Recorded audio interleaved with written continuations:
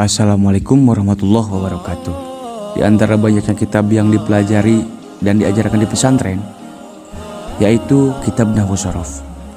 Kedua ilmu ini termasuk komponen penting dalam pembelajaran di pesantren.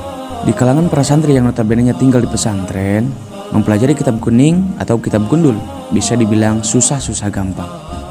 Jika tidak memiliki ketekunan dan konsisten yang tinggi dalam menghafal, para santri akan sangat kewalahan.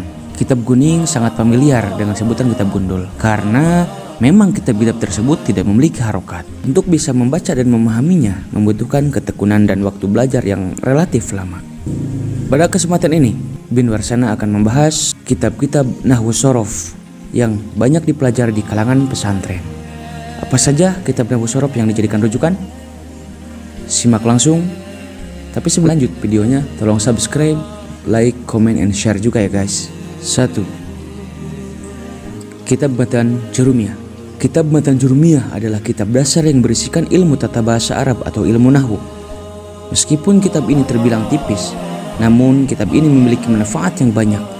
Matan Jurumiyah merupakan kitab karya Imam Son Haji, kelahiran Maroko, lahir pada tahun wafatnya Imam Ibnu Malik. Kitab ini menyuguhkan beberapa kaidah lebih dulu, selanjutnya menyuguhkan beberapa contoh untuk menambah atau memperkuat keterangan dari kaidah itu. Samping kitab ini ringkas dan padat, juga berisikan kaidah-kaidah ilmu nahwu yang gampang untuk dihafal. 2. Kitab Amsilatut Tasrifiyah. Pengarang kitab Amsilatut Tasrifiyah adalah orang asli Indonesia. Beliau seorang ulama kelahiran Mas Kumambang, Gresik, dan merupakan salah satu santrinya Hadratus Syekh Hasyim Asy'ari. Pengarang kitab ini bernama Syekh Muhammad Ma'sum bin Ali. Kitab Amsilatut Tasrifiyah adalah kitab shorof dasar dan sangat populer di kalangan para santri. Kitab ini biasa disebut dengan kitab tasrifan. Kitab Amsilah Tasrifiyah adalah kitab yang mengkaji seputar ilmu shorof.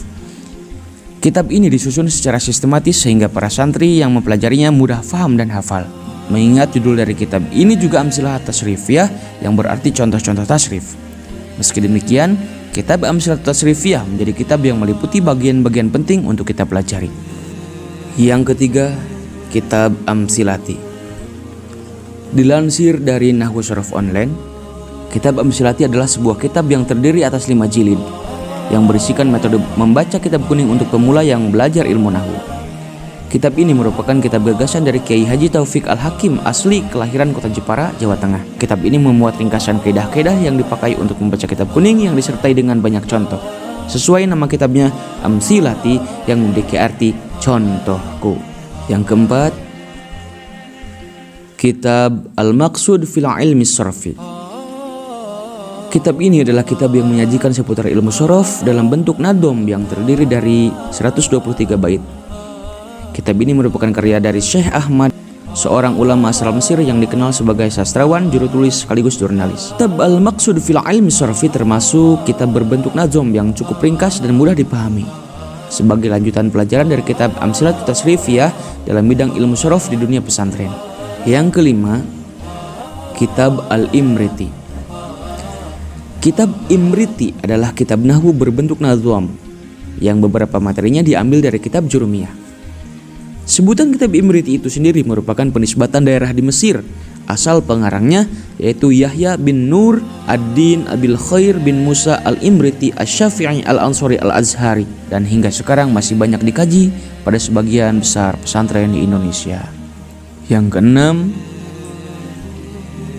kitab Matan Alfiyah Ibnu Malik. Kitab Matan Alfiyah Ibnu Malik merupakan kitab fenomenal yang terdiri dari 1002 bait nazom. Sesuai dengan namanya, Alfiyah, yakni berarti 1000 bait. Bagi seseorang, terlebih lagi para santri yang mendalam ilmu tata bahasa Arab, nama kitab ini mungkin sudah tidak asing lagi di telinga mereka. Kitab Matan Alfiyah Ibnu Malik adalah kitab yang tidak hanya mengkaji ilmu nahwu saja. Kitab ini memiliki beberapa kaidah yang berkaitan erat dengan ilmu shorof. Pengarang kitab Matan Alfiyah adalah Syekh Imam Abu Abdillah Jamaluddin Muhammad bin Abdillah bin Malik At-Ta'i Al-Andalusi Al-Jayani Asy-Syafi'i. Hampir semua pesantren yang ada di Indonesia mengajarkan kitab yang di negara barat disebut The Dozen Verse. Yang terakhir adalah kitab Syarah Al-Kailani.